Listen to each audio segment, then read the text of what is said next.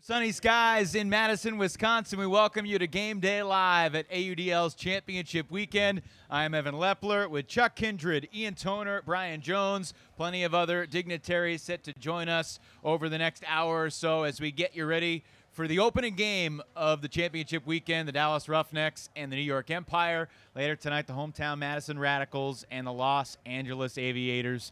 There's so much to talk about. It's a privilege to be here with all y'all. And Chuck, I'll let you get the first word of semifinal Saturday. I mean, we remember sitting here 2 years ago and had our breath taken away.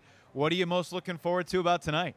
Well, I'm really excited to see what happens with Madison. They're back in their hometown. They've got a winnable game against LA. LA's probably the weakest team here, I would say. LA's not an easy to beat team, but I mean, if you're going to face somebody, you'd want to be facing LA, not New York, not Dallas. They're in front of their home crowd. You got crazy yacht fans behind me right now. It's just literally game day live. Yeah, for real. So I'm curious to see what happens with Madison. They need to take a step forward. They've got the opportunity. They've got a little bit of doubt, from years past, and this is not one of the marquee names in Ultimate. Madison is not, is not New York, is not Chicago. It's Madison. Well, if this was any other sport and you had New York, Dallas, and LA, and then Madison, I mean, there's a clear which one does not belong. I think you're exactly right. The thing that I'm really excited about is how much longer can New York keep playing and running with house money? I think they've gotten so many teams to play their worst game against them at the most inopportune time. The rush, the breeze in those really tough conditions, and sure, you can say some of that has to do with the weather, but how much longer can New York keep this going? I mean, if I'm putting my money somewhere, I'm saying that Dallas takes this game, but I think there's a small potential for New York to come out and surprise them. Well, New York's got a little bit of an ultimate mojo right now. You didn't bring your gold medal, but Brian Jones winning gold last week as the coach of the New York club team Pony, and plenty of those Pony guys are here with the Empire. What magic elixir did New York Ultimate take over the last few weeks to really kind of figure things out, or so it seems? Well, I think they're just making some really good changes. I mean, New York has had the talent to get this job done. They're the more talented team going into this semifinal today. It's a matter if they can play with a lot of great chemistry. That's been the story for Dallas all year long, a team that lost a lot of talent, but has put it together with a great team mentality. So coming up at the top of the hour, we got the Empire and the Roughnecks. It's not New York's first time to championship weekend, though it feels like it is because it's been a while. They went in 2014 when they beat Chicago in a Midwest number 2 versus East number 2. This is before the South Division existed. I know you care a lot about Bo Kittredge, who you've gotten to know in your time together in the Bay Area. And, I mean, there are a lot of different subplots this weekend, but one is that Bo Kittredge, who's certainly in the conversation to be among the best players of all time if he's not number 1 already, is trying to win his 5th straight AUDL title with 4 different teams. Does that blow your mind, or is it you just like, that's Bo?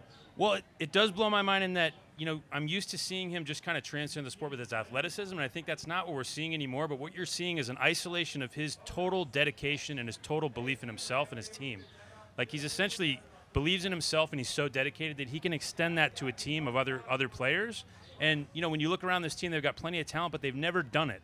This is a team full of very talented folks, other than maybe Ben Yacht crushing everybody in college a couple years ago. They haven't done it at the club, at the pro level, and he's such a strong figure that when he's on the line, you believe in yourself more. And I feel like if you look at the past seasons and his past championships, he's been able to survive and contribute by being that star player on the field who can turn it on when he needs to. I think this year the greatest contributions are the ones he's made off the field. Consulting with the leadership, making the strategic and personnel changes, and that's a different level of investment than we've seen from him in other seasons. Either that or the teams he's been on have done a good job of covering that up and not letting that story get out. How do you see Bo matching up individually with players on this Dallas team, the team he won a title with here in Madison 2 years ago? Well, I think it's going to be interesting to see because Bo still has that gamer mentality, and we saw it in the DC game when he took on Rowan McDonald. He did a great job in the middle of that rainstorm on a guy who's, even when Bo was his best, Rowan's a little bit more of a handler, a little bit more of a thrower, and Bo went toe-to-toe with him. He's still got a lot of juice left. What do you think? I think it's a new role to him. He hasn't always been counted on to be that shutdown defender. We've seen it in spurts this season. I don't know how perfectly he matches up with someone who's got the agility of a Jay Frood, the consistency of a Matty Jackson. I'd be really interested to see where Eileen Murray and Izzy Bryant are putting him on the scorecard and what matchups they're calling for him. I think it's really interesting that, New York is the fascinating team here because they came from third in the East, because they finally beat Toronto, because they've got Bo and Jeff Babbitt and Ben Yott and Harper Garvey and Ben Katz and this kind of gamut of superstars that have carried them. This Dallas team, I mean, it's almost as big of a surprise that they are here when you think about the totality of the season. And they're not just here. They won the South Division by 3 games in the regular season. They came back to beat Raleigh in the playoffs, and they're 14-1. Their only loss being a game in which they didn't have Jay Frood, they didn't have Carson Wilder. I mean, they were playing crazy shorthanded. They're not that far away from being perfect again. How has this Dallas team done it? Well, yeah, I kind of agree. It's a little mind-blowing to see Dallas crushing again this year, and it's hard to bet against them. Although last year I bet for them, and they got smoked by Toronto in the first game. To go back, I think you this still first, bitter about that? I am actually. I am. So Dallas, if you're listening, thanks a lot. All right, I'm not falling for that again. But like New York, the fact that New York beat Toronto should not be overstated. Last year, Toronto came in. I didn't think they were going to do very well. They beat Dallas, who was clearly the number one, and then took that juggernaut San Francisco team all the way to the wire. And they're going up against Dallas, who's just been getting better and better, very athletic, maybe the fastest team out here. That first game's a doozy. I think Dallas has done it this year by nurturing and growing and feeding and contributing to some of that talent that's been a part of their roster for the last several years. Yes, some of those pieces of talent are still imports. Matty Jackson flies in every weekend. Jay Frood flies in every weekend. But you look at the duration of their AUDL careers, Jay Frood's now played half his career with the Roughnecks. Matty Jackson has played his entire career with the Roughnecks. I think the commitment to raising the level of that homegrown talent so that those contributors can step up and be major contributors for the D-line, I think that's something that's paid dividends for them this season. Let's talk about some of Dallas's top players, because obviously this is a team that won a title 2 years ago with Bo Kittredge and Cassidy Rasmussen and Jimmy Mickle and Dylan Freechild and Kurt Gibson and Chris Mazer, among others. None of those guys are here, and yet they're largely considered the favorite, and it's because of younger guys stepping up. It's because Dylan Larberg and Matt Jackson have found roles. Dan Emmons is still a feisty defender. Dalton Smith has taken it to another level, and you've got a bunch of young guys that have played pretty well in college, and kind of in the way that L.A. has a lot of young players who haven't been on this stage before. I mean, Carson Wilder hasn't been on this stage. Zach Marbach has not been on this stage. Thomas Slack was on this stage each of the last 2 years, but there's a different level of pressure on a guy like that. How do you see those young guys for Dallas handling this moment? I think they're going to do great. I mean, they started at the beginning of the season in Raleigh in a rainstorm. It was 40 degrees. Me and you, I think, were kind of miserable in the booth. And Dallas came out and not as miserable as the players were on the field. That's right. Dallas came out and they took that game away from Raleigh. And that started just this beginning of confidence building on that team. When you have a bunch of young guys, you've lost your superstars, all of a sudden you end up with a win, a gritty win like that in the beginning of the season. Yeah. It tells you things are already starting to work out. And let's not forget, Abe Coffin was going to come into the season and be one of those superstars that were going to kind of start to up his game, and he's injured right off the bat. So it falls on Jay Frood's shoulders. He's doing a great job of distributing the disc, becoming more of an assist maker. He's been conservative for years and never been a turnover machine. We've seen the highlight plays out of Jay, but it's becoming more and more about the assists and his ability to manage the game as a thrower. Let me ask you a question. So Jay Frood in a big game, in a big moment, how much do you trust him? Because I feel like he's great at production, but I don't know if he's that clutch leader who's going to win it on double game point. What do you guys think? Well, I think he's been growing. I mean, I unfortunately had to see it firsthand last weekend, right in my face, and as Jay Frood won the game against my team. And so he's the type of guy that's still young. He's up and coming, and he's been kind of from the right mold. He was never, ever considered a selfish player that took too many shots. In fact, he's kind of more like a Grant Hill type that needs to take a little bit more, and you're starting to see that from him. Another guy that Dallas is without as we look at some Jay Frood highlights. from the season. Kai Marshall was the leading goal scorer for Dallas 2 years ago. He's inactive, out with an injury. Sam Ward also has been a solid defender, had labrum surgery this week. Kevin Richardson is a guy that joined the Roughnecks this year, and I was just chatting with Jay Frood and asking him about Richardson, and he's like, K-Rich didn't want to be the guy. He wanted to come in and be a continue and just fit in. You followed Ultimate as closely as anyone in the world in the early portion of the decade.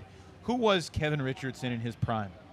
He was just this athletic player that was just a nightmare matchup, because when it came down to facing these types of teams from Texas, he was always involved, and he was always kind of the next guy you had to worry about. There was a lot of other matchups. You go down the line, you get to the fourth, fifth guy, and then you got to worry about K-Rich. Like, that's going to be tough for your team because he just adds that great amount of depth, and he takes advantage of it. You and K-Rich are kind of the same size. You ever find yourself matched up against him? Is he 250 pounds or no?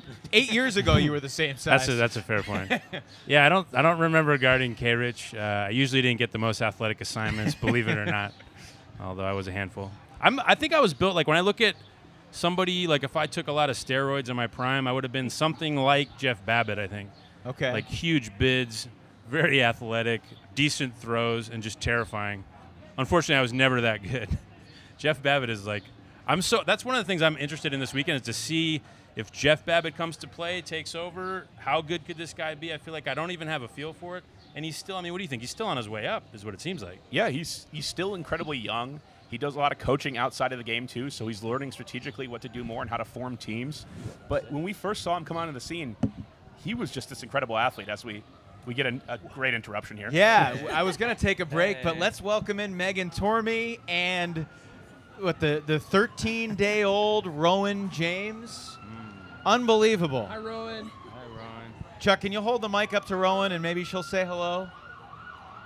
She looks like she's pretty content. Meagles, welcome. How you feeling?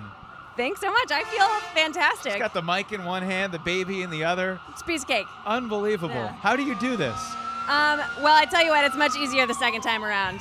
If this were my firstborn, I would not be here. But second time, it's a breeze. What has Rowan been like the last 13 days? You are looking at it. So she's a good sleeper. She is. I mean, she still wakes up a couple times a night, but not very insistently. Just kind of like, hey, if you're not busy, I might like to eat. That's just like Jeff Babbitt. Wow. I'm distracted by the beauty that just came on the set. I mean, Megan, you're all right, but mostly she Rowan. knows. She knows. Yeah. You're talking about her. We've been getting ready, obviously. We got Meagles and Chuck and Ian and Brian and Evan. If you just tuned in, Game Day Live, AUDL Championship Weekend. Got Charlie Eisenhood from Multiworld standing by. We got Aaron Maraca, the head coach of the Minnesota Wind Chill, standing by. You hear from the commissioner of the AUDL, Steve Gordon, at some point. Who knows? Might make their way on the set. Chuck has a lot of fans that tend to bother him during moments like this. Chuck, the haircut. It's yeah, new. The big story is I lost 5 pounds last week. I took it down. What was the motivation for this? Younger women like this haircut. Is what it mainly is, and I've done a lot of research in that area, and that's what I've discovered. So I went with it. I'm teachable. I'm an old dog, but I got new tricks. Back to you, Evan. Yeah, I mean, it's not all that dissimilar from what the three of you guys. Yeah, these are, guys are know. all pulling These guys off. know. It's almost as if we had a conversation before this weekend about this. I was not included in the hairstyle conversation. Meagles, you're on the call with Chuck and I later tonight from Madison, LA, but I want to get your quick thoughts on the Empire and the Roughnecks.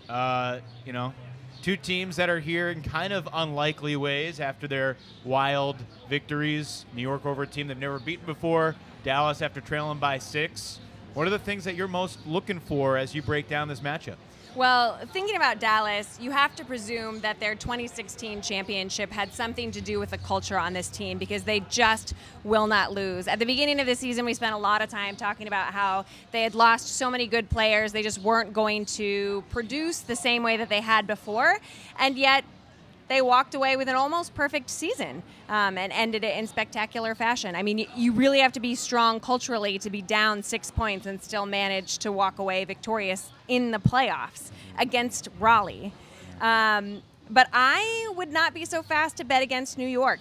I know there's a lot of discussion about how they are not as deep of a team as Dallas, and that's very valid points. But clearly we haven't seen everything that they're capable of because they're peaking at the right time. So I will be very fascinated to see, more so than Dallas, I'm fascinated to see what walks on the fields in New York's jersey today. And I also have to think, talking about, championship culture, Bo has clearly brought something to this team that they were lacking before.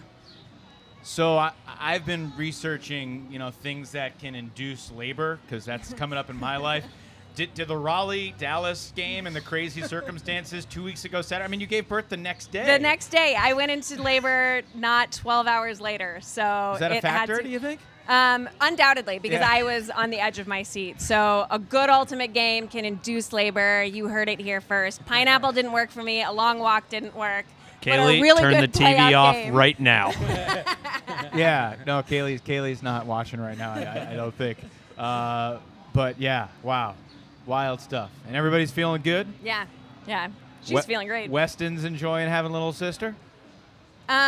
He calls her girl and doesn't say her name, so I don't know if that's a positive or negative.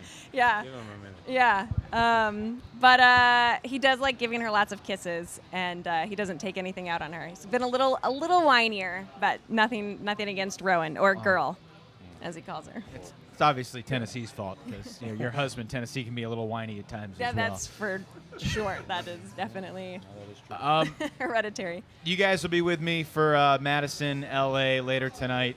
Chuck, you mentioned that you feel like LA is the weakest team here. What's the recipe for LA to win this game? Because I think, the toughest climb for LA is going to be, A, that they've never played Madison before, and we've seen teams struggle against the Radicals the first time, and B, this crowd is going to be electric, and that's going to be a challenge. But, think about 2 years ago. Seattle took a haymaker early, fell behind by 7, and then things turned around. So it's doable.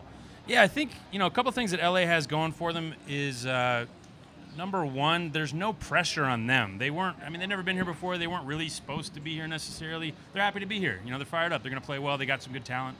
And all the pressure's on Madison. They're in front of their hometown. All the pressure's on Madison. If the game's close going into the fourth, the team that's going to feel that the most is Madison for sure. And they've got some demons in semifinals against Western Division teams that could definitely come up.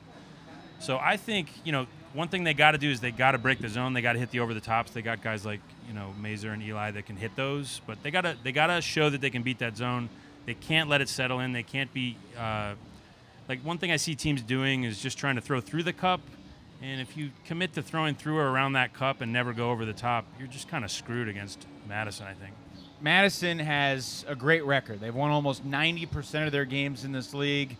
They've only beaten a team from another division, I believe, one time. That was Raleigh out in San Jose in 2015. Never beaten a team from the West. Never beaten Dallas.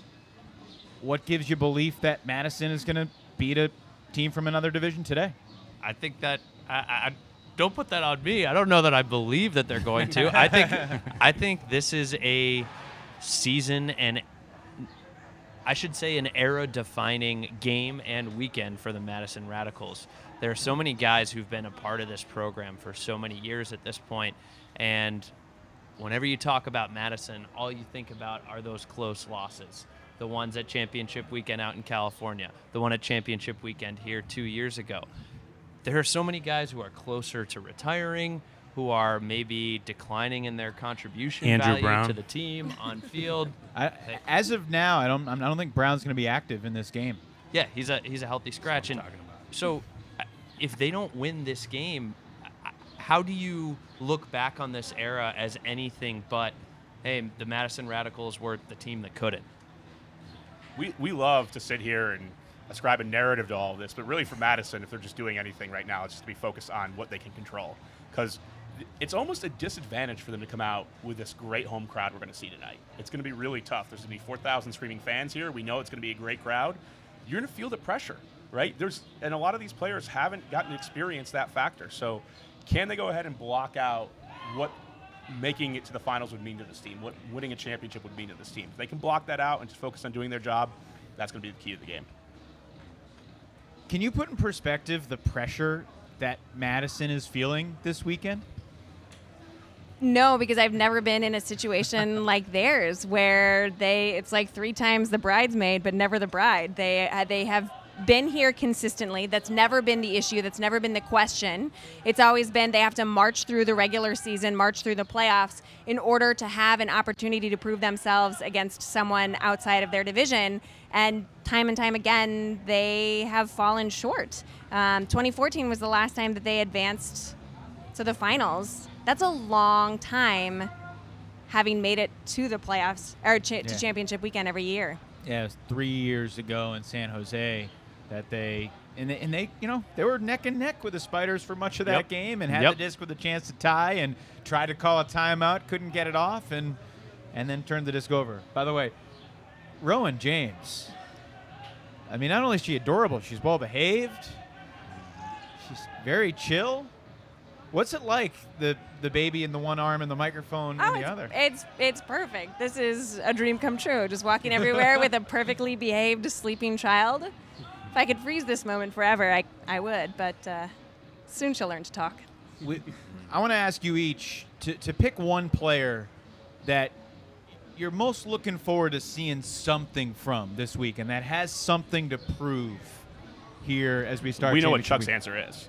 Right, we don't even have to say Babbo. Yeah, yeah. I'm excited to see Babbitt. I don't know him as well as you guys do. I don't think, and there's so many highlights you can look back on from him that are just kind of head scratchers, like catching hammers in crowds and just making the type of plays you used to make. Yeah, the type of craze I used to attempt and then sprain my ankle trying to make, and this guy actually does it.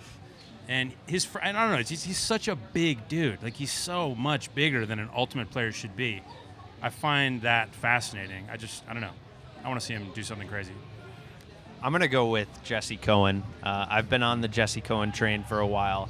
He was injured in the earlier parts of this year. I think he broke his wrist at a club tryout, and that hampered his ability to contribute to the Aviators earlier He came back this season. way quicker than people expected him to. Yeah, he was not supposed to play in the first game that he played, and another teammate went down with a little hamstring twinge in the warm-ups, and he said, hey, if the refs say I could play with a cast on, I'll be able to play. He played D-line and was pretty good.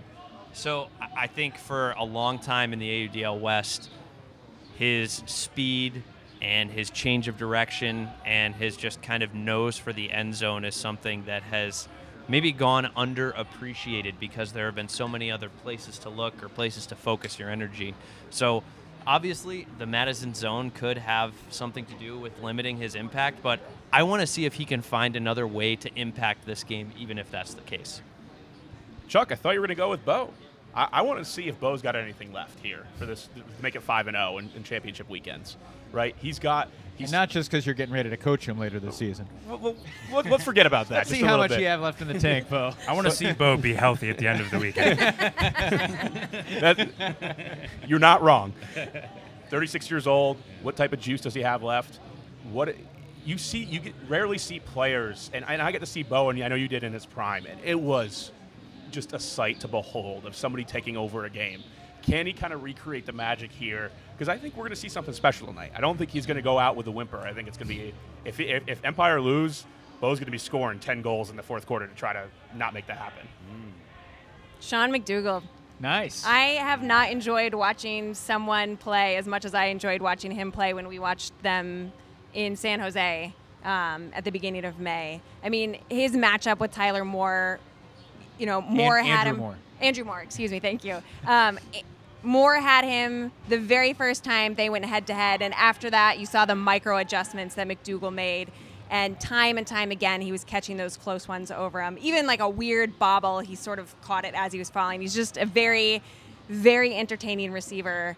And I kind of think he's going to be the secret to success against Madison. I think Madison's defense is stellar.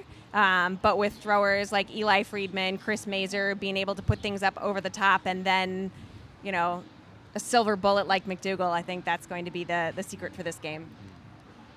It's not a broadcast talking Madison with Chuck if we don't talk about Pat Schreiweiss. Yeah, And- for real. That guy's amazing. and- I'm glad you brought him up. He and Peter Graffi have a chemistry together that has basically come to light since Peter started playing more offense middle of the season. And between the two of them and Kevin Brown, who's another big playmaker, they have a different level of explosiveness offensively that they're going to need against Los Angeles. Yeah, I think Kevin Brown has settled in a little bit, and he's really, really dangerous on offense in a way that I didn't really trust him to be before. But back to Pat Schreiweiss, I think when you go back 2 years ago against Seattle, I was saying it during the game. I thought Pat Schreiweiss needed to get downfield. He needed to be every other. No one could guard him. He was good in the air. He had the best throws. He was always making the right decisions, and he wasn't nervous, but he's not really an alpha. I mean, it's just not his personality, you know what I mean? Kind of like early in the career when LeBron didn't take over and people were like, why did you pass? That's how I felt about Schreiweiss. There's nobody on Seattle that was giving him trouble. He's an excellent cutter, great hands, really, really good throws. I don't know if we're going to see, recreation of that same moment, but if we do, I hope Schreiweiss just takes over the game, like just goes downfield, demands the disc.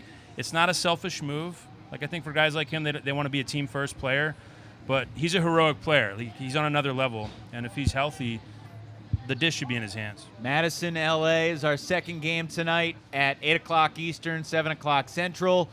Momentarily, we're going to take a break, and myself and Brian and Ian are going to head to the booth and get ready for the Roughnecks and the Empire. But stick around, Chuck and Meagles, and thankfully Rowan is here, and Charlie Eisenhood standing by, Aaron Maraca, head coach of the Windchill, standing by. We're just getting started with our wall-to-wall championship weekend coverage here from Madison, Wisconsin, the 7th AUDL championship weekend. It's going to be a blast. We're back here from the Game Day Show in just a moment.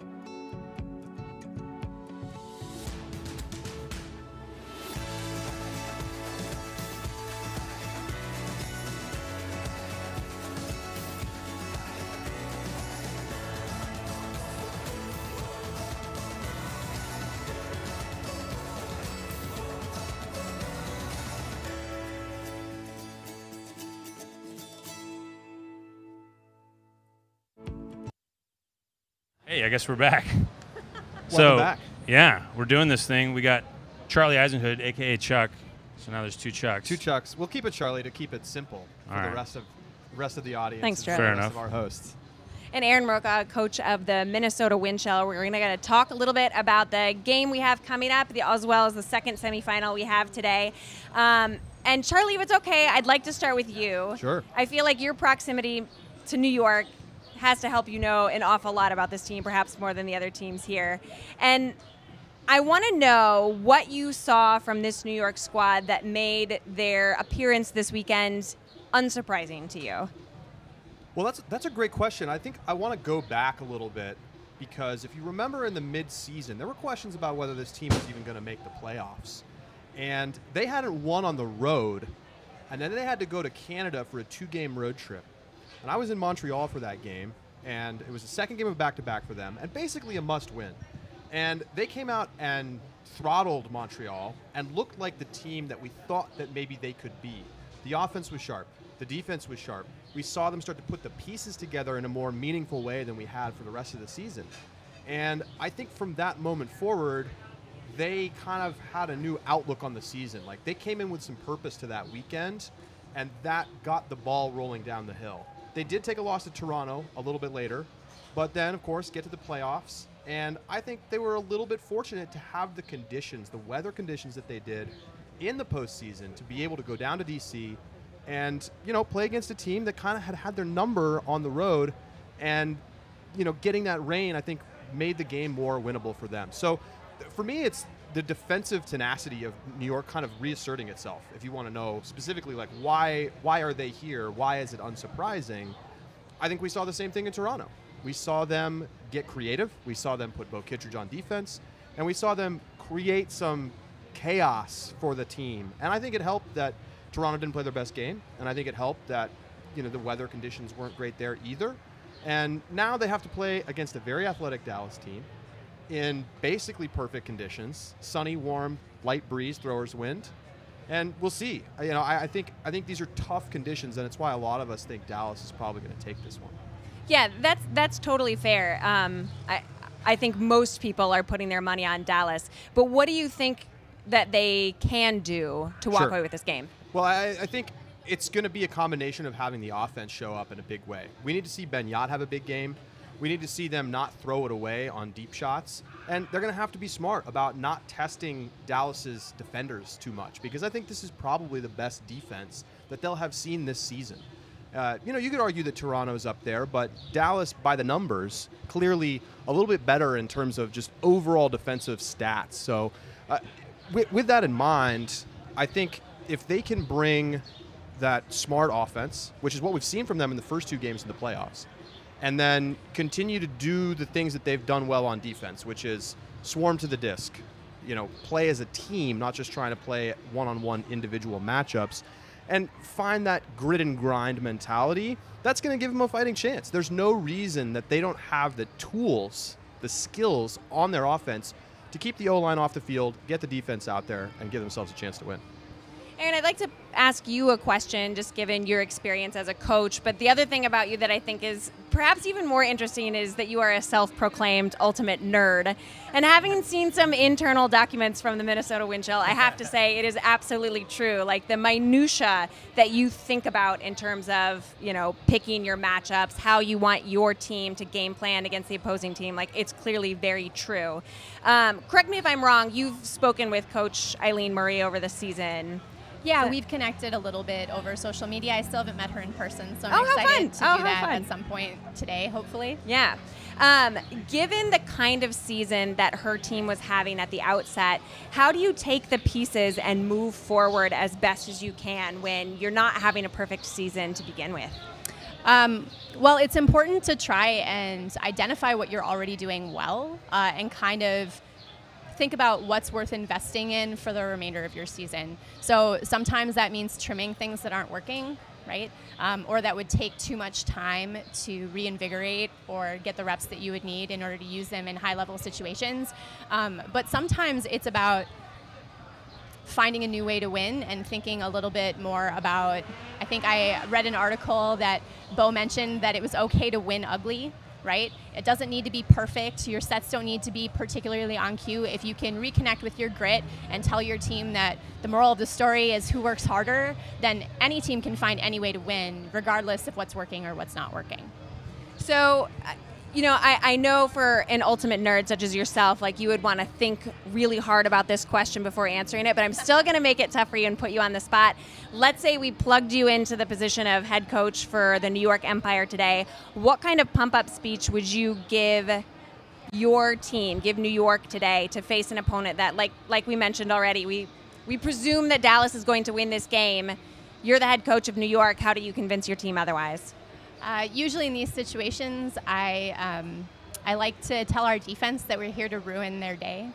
It's important to make everything as hard as it can be, to make every offensive possession take as long as it can, and you reconnect with those kind of smaller moral victories along the road. So if you can get your team into that blinder set, that if we make this point hard, that things become fruitful down at the end of the game where fatigue may set in, then the whole thing is about making them tired, making them, not have access to their favorite things for the first quarter and the second quarter, and then hopefully you'll be able to catch a break and find some momentum in the second half. And from like a spectator's standpoint, what are you going to be watching for in today's game? Like, what's going to fascinate you on Dallas side and New York side? Absolutely. So this is my first year in the AUDL, and I have spent most of my Ultimate career in the kind of Midwest echo chamber. And so as a spectator today and a coach, I think I'm just going to be a sponge. I know there are regional differences. I know that there are more popular in various parts of our country, and I think for me, I'm just interested to see how other people are using the big field, how they're adapting on defense, and trying to keep my eye out for things that maybe I can borrow. Very smart, very smart. Charlie, I'm also curious from you what kind of game you're expecting from some of the top players on both Dallas and New York, knowing, as you know, Dallas's strengths and New York's strengths. Sure. Well, I think one thing we can do right now is take a look at one of the players to watch from New York, and that's Ben Yacht, who's really just been superb. I think, people think of New York Empire and maybe they think of Bo Kittredge, but really they should be thinking of Ben Yacht as you see him get down the field. I mean, just a big cutter, can create a lot of space. Defense, offense, can do it both ways.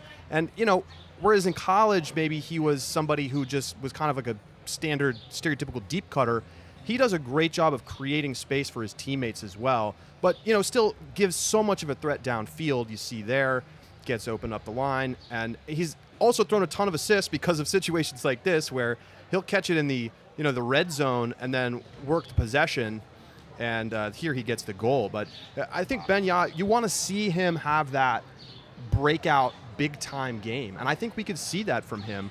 And so for New York to do well on offense, it's certainly Ben Yacht's going to have a good game. Yeah, I want to interrupt you there just because I watched him at the beginning of the season, expected him to be as spectacular as he was kind of surprised that no one had an answer for him. He just continued to be a highlight reel player. Do you think Dallas has an individual who can be an answer for Ben Yacht? Is there someone who can mute his performance?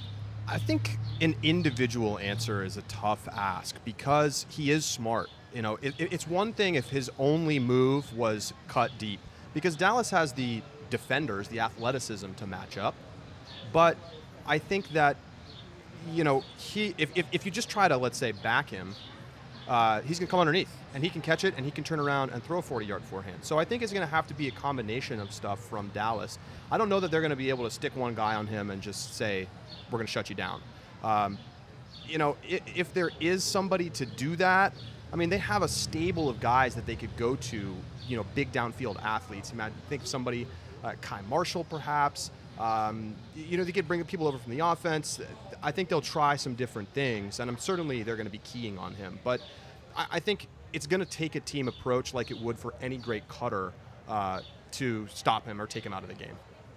All right, well, let's pause on Dallas and New York and talk about the second semifinal we have coming up today, LA and Madison. And Aaron, I'm going to toss this to you first just because you've obviously had to game plan against Madison. What do you think that Madison is going to come out with, or what do you think Madison has that is going to potentially fluster LA?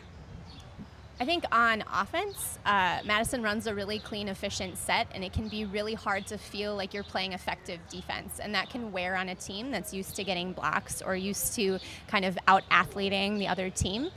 So, after a couple of momentum-building, efficient O-points, I can imagine a defense that's finding that for the first time is going to maybe start doubting themselves or feel like they're being a little bit more ineffective than usual, so that's going to be an interesting mental game.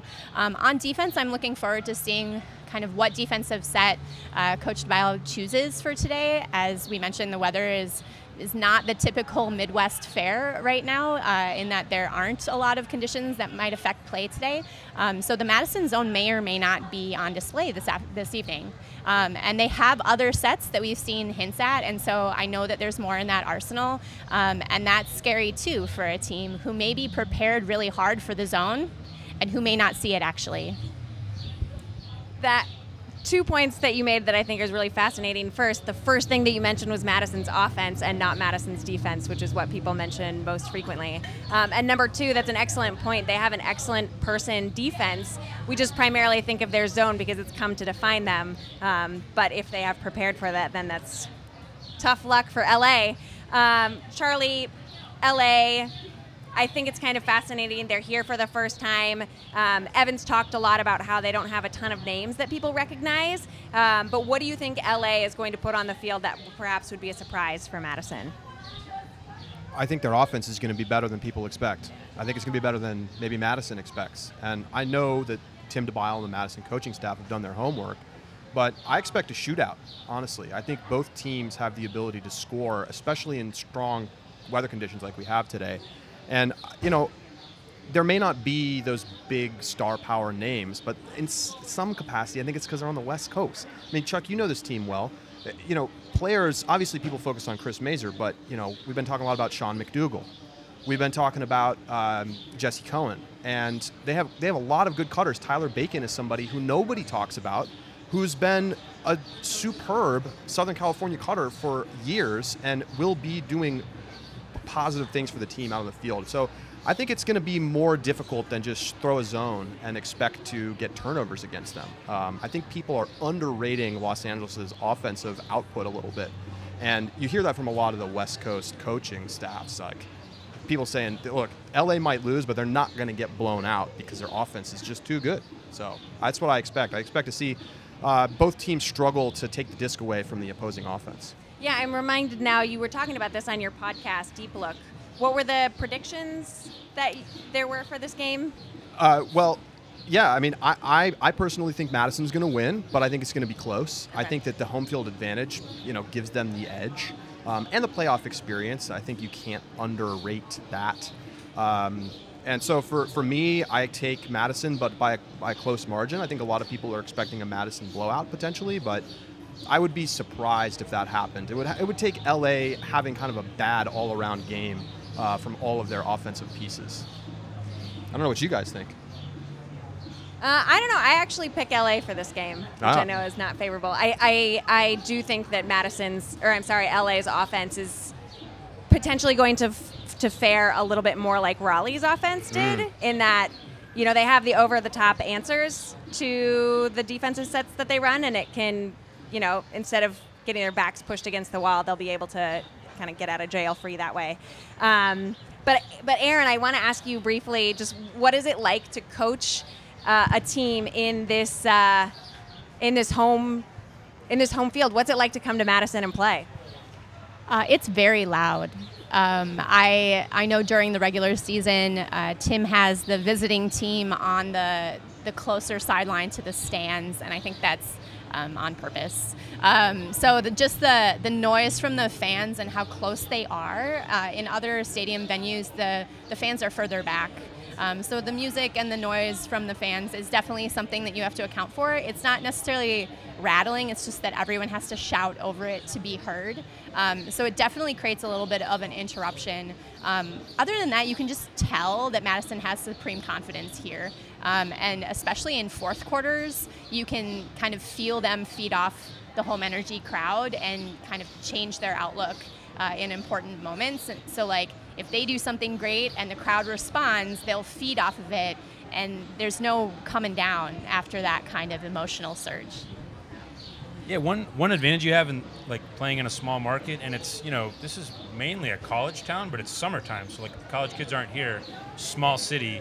This city really likes the Radicals, and a lot of the people who live here know the Radicals. Like this really is, like if you're playing in New York, no one knows the Empire. If you're playing in LA, nobody knows the Aviators. But when you're playing in Madison, a lot of the people in town happen to know the Radicals and come out to games just because that's where we are. It's a small town in the summer. I took a Lyft over here, and the Lyft driver knew the Radicals. Yeah. He hasn't been to a game yet because he says he's got to watch his kids on like Friday and Saturday nights. Yeah, right. Whoever that guy is. Yeah, right. But you know, he did say, I'm trying to get to a game. And, you know, he was well aware of what was going on this weekend. And you're absolutely right. if you could ask 100, 200 people in New York on the street, hey, have you heard of the New York Empire? They'd be like, oh, the Empire State Building? And it's like, there's no connection there. So Yeah, it's different. I think, well, I wanted to ask you, so Madison's been winning the Midwest for as long as I've been alive. Why? Why do they keep winning? Like, Minnesota's got great talent, like co-ed, men's, masters, juniors. There's lots of good players. Why can't they crush Madison and win the division, in your opinion? Because, I mean, I think there's quite a bit going on there. But Yeah.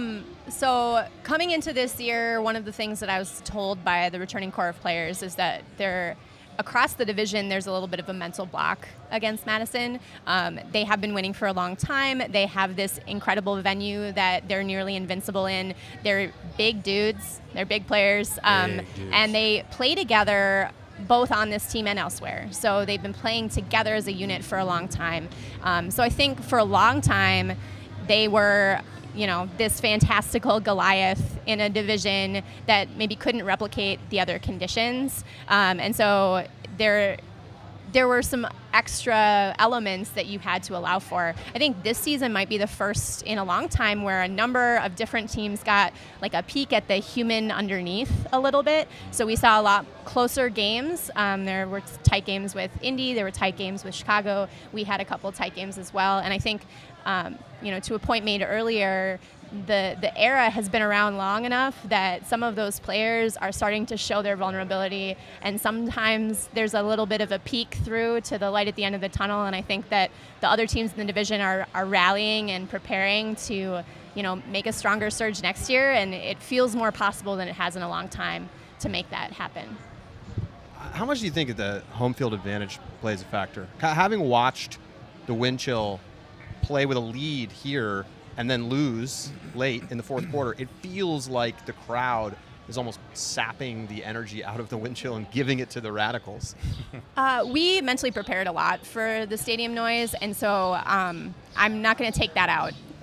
We let up in the fourth quarter in a way that was our own project to work on and had very little to do with the noise coming from the stadium. We essentially repurposed that noise and let it feed us, and we tried to kind of be a parasite in that relationship and take some of the energy back. And I think that we were largely successful doing that for a while. The game you're referring to, we did bring 18 players. There were other reasons for the fourth quarter downfall that I can't necessarily credit the sidelines for here, but I do think that in a regular season game that the home field advantage, when it has the kind of reputation that it has and that everybody has to drive to get here, and it's not a quick flight, it's a haul no matter what, that it sneaks up on you, it sneaks into your brain, and I think that it creates a little bit of nerves and jitters, kind of like it's an artificial championship game every time you come here. And so I think that can kind of wear on a team and affect their ability to warm up well or, take care of their body or think about the right things. It's distracting more than anything else. I wonder if Madison's in the back of their mind, speaking of things that kind of sit in the back of your mind, are they thinking about 2 years ago in Madison when they had the lead and then they blew the lead to a Seattle team that was not fazed by a gigantic crowd? Do you think that's going to affect them at all today? A lot of players on the team from that. That was a sad loss. Like, these are heartfelt guys playing in their hometown. A lot of them are from here. Like, they really identify with this place, and like you could see it in their faces after that loss. Like, it was. Yeah, I think it can't. There's definitely some pain there. I wouldn't be surprised if it still lingers, or maybe they repurpose it. It's the kind of thing you can work with, but. I mean, make no mistake, that was a tough next week, 2 weeks, month after that loss. They really took it to heart. Yeah, I talked to Kevin Pettit-Scantling before this weekend, and he referred to that game as a crisis for Madison. So it is still something that they think about. I'm sure there's a variety of emotions surrounding it still, but it was a defining moment for Madison. And he used it to juxtapose their loss to Raleigh this season. He said that wasn't a crisis. It was just a game where we played poorly against a team that played better than us. They made a few changes afterwards. But what happened there? Like, Raleigh came up here and smoked them at home. Like, is Raleigh the greatest team in the history of the world, or what happened? I think Raleigh game planned extremely well and had a great defensive plan. And I am guessing that the Aviators watched that game 5-10 times and took a lot of notes, because whatever happened in that game, if the Aviators can replicate that at all, they're going to have a real good chance to win, because clearly you can take the Radicals' offensive line out of what they want to do, and we saw it in that game. I mean, they just had no answers.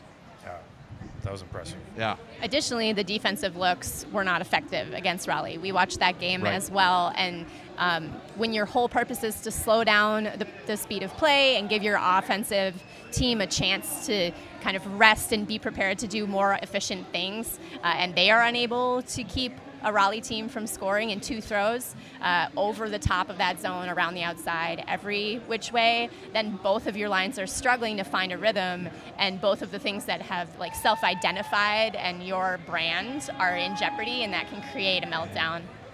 Yeah. What a gift for Madison and Madison fans to know that Raleigh's not here, because I think that was easily the worst matchup for them in the playoffs, and not here. I think you hear Tim DeBile say it. This is the most confident that he's been as the coach of the team since they've been at championship weekend, obviously many years in a row now. Well, I think it's opened up the playing field for just about all the teams to not have Raleigh and Toronto here. I mean, Sure. I don't think that there is as clear of a favorite if either one of those teams were present. So absolutely a gift for Madison, but I think a gift for every other team in attendance. We're getting ready for this game here. We're getting close to game time, and we'll be sending it up to the booth in just a little bit. Chuck, when you look at this matchup, what do you expect to see here? Just Dallas, New York. I mean, these are 2 really, really athletic, fast, fun teams to watch. I hope mentally they're both locked in and ready to roll, because I think it's a fascinating game where I think the individual matchups might be more interesting than anything else, just to see how does Behemoth A match up against Behemoth B on an island. It's great throwers. I'm glad we have some good weather, so we can really see some isolated deep shots. Hopefully you'll see some foot races, some big bids from Babbitt and these other characters, and this is the game I'm most excited about, to be honest. Yeah, it could be great. I mean, I think we should all make our picks. So Megan and I have made our picks. What were your picks? I guess we were talking about the later game. So yeah. I've got Dallas in this game. I actually expect them to win by 4 or 5 points. So a healthy margin. I've got Dallas. I'll be a little bolder and say just by 1 or 2 points. Just by 1 or 2 points. Yeah, I've got New York over Madison in the final. So I've got New York winning here. both. Sunday, okay. I don't know. Don't listen to me, though. Yeah, no, that's fine. I could take a wild guess. I don't know if I have enough data, and I'm kind of a data person. That's the ultimate nerd in her. I know. No, I guess I'll give Madison a close edge just because of their 4th quarter and the home crowd. I can imagine it being tight the whole time, but I think that they will put on a show in the 4th quarter to seal the deal. I'm going to go with New York here so that I can tell Eileen that I said that. That's very polite. Smart. So split decision. We got two for Dallas, 2 for New York. And I think what's exciting about this is that you've got teams that don't traditionally match up with each other. And you get to think about how is it going to look without having a whole lot of data, as you say, about what the matchup's going to be. We really don't know what we're going to see. We have a sense of the D-line and the O-line and how they might match up. And I just think that the athleticism of Dallas's across-the-board team, both offense and defense, when their O-line turns it over, they have a ton of guys who can go get it back. And I think that's one of the strengths for Dallas. Now, and we've seen their D-line go and get a huge comeback win against Raleigh just a couple weeks ago, against probably the best team in the league. I mean, arguably the best team in the league. Right, and their cutting core it might not be quite as good as the top 4 cutters for New York, but it's awfully close. I mean, Raleigh's cutters are incredibly athletic. Right, and I just think you look at New York's defense, it's not quite the same as Dallas's in terms of just overall across-the-board athleticism and ability to go, win a one-on-one matchup. So we'll see what happens. That's why you play the game. Yeah, it's exciting. Yeah. Well, we could keep talking, but we might as well send it back up to the booth so that we can let the game actually transpire and see who's going to win. The Dallas Roughnecks and the New York Empire coming up shortly.